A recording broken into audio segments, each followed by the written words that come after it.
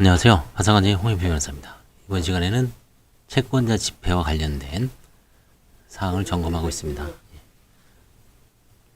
보고서 등의 제출. 보고서 등은 최소한 제1회 채권자 집회 7일 전까지 작성하여 제출합니다. 이게 일주일 전에 제출합니다. 현재 사용하고 있는 채권자 집회 보고서에는 채무자의 최근 주거, 이력, 제가 늘 그 파산면책, 채무자들 그 면책 사례 하고 있잖아요. 거기에 그게 채권자 집회 보고서입니다. 주로 1회 보고서죠. 그 맨 앞에 주거 이력이 나오죠. 인적사항 다음에 직업 이력 나오고 파탄 시기 원인 나오죠. 과거 파산 신청 경험 유무 쓰고 이혼 및 재산 분할 여부 쓰고 배우자 및 자녀 등의 상황, 파산 채권, 재단 채권, 주요 부채 내역 쓰고 현 채무자 명의 재산, 과거 5년 동안 채무자의 명의 재산, 전현 배우자 명의 재산, 부모 재산, 자녀 재산, 한가 포기 재산, 파산 면책 종료 속행에 대한 의견. 이건 똑같습니다. 면책 거부에 대한 의견을 기재하는 부분이 있는데 해당 부분에 관해 충실히 조사하여 누락된 부분이 없도록 주의를 기울여 보고서를 작성해야 한다. 한편 개인 파산 사건에서는 대부분의 채권자들이 출석하지 않지만 이의 채권자가 등이 출석하는 경우가 자주 있으므로 채권자들이 이의가 있는 사건의 경우에는 채권자들에게 배부할 파산관계인 보고서 세부 정도를 추가로 준비한다. 보통 준비 안 하죠.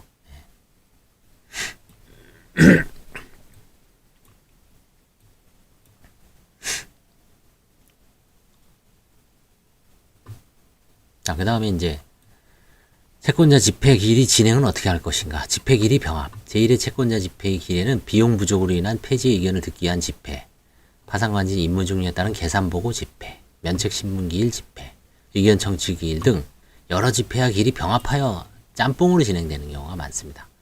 법은 1회 채권자 집회와 채권조사, 면책신문기일이 병합에 대해서만 명시적 규정을 두고 있지만 개인 파산 관계인 사건의 경우 대부분 한갈만 재산이 없고 복잡한 법률 분쟁이 있는 경우가 많지 않기 때문에 실무상 나머지 계산보고라든가 폐지 의견 이런 것도 병합해서 진행해서 절차의 신속 경제를 도모하고 있다고 합니다.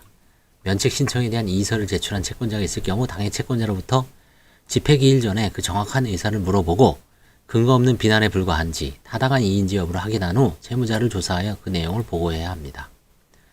그래서 항상 이의가 있는 사건은 맨 마지막에 진행합니다.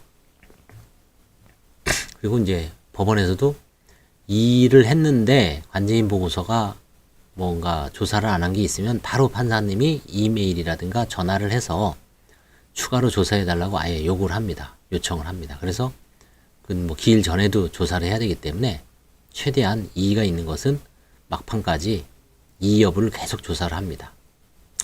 기일에서 채권자가 출석하지 않은 경우 보고서 내용을 간략하게 진술하고 절차를 겪는 거랑 많지만 사실 이것도 힘들죠. 40, 50건을 하는데 그냥 판사님이 주도적으로 진행을 합니다. 채권자가 출석한 경우라면 파산관계를 좀 더 상세하게 보는 것이 바람직하고 특별히 판사가 재판장이 관제인한테 의견을 말하라고 할 때 대략적으로 이제 채권자 이의가 있는 사건에 대해서 핵심 쟁점에 대해서 얘기합니다. 이 사건은 부동산이 경매진흥이라든지 부동산 매각이 필요한 사건인지 선산이 있다든지 보험 한가가 문제가 된다든지 편파 행위가 문제가 된다든지 그래서 관제인 같은 경우는 조사를 보조인 시키더라도 최종 보고서를 한번 쭉 검토해보고 본인이 작성해보는 게 좋습니다. 그래야지 판사한테 정리해서 요약해서 제출하고 특히 이의 여부가 있는 건 직접 체크하는 게 가장 좋죠. 또한 출석한 채권자를 추가로 준비한 관제인 보고서를 사전에 회부하여 채권자의 사건에 대한 신속한 이해를 도와야 한다. 나가 법원은 출석한 채권자에게 의견 진술의 기회를 부여하게 되는데 파산 관제인은 그에 대해 성실하게 답변해야 합니다. 그래서 집회기일이 병합.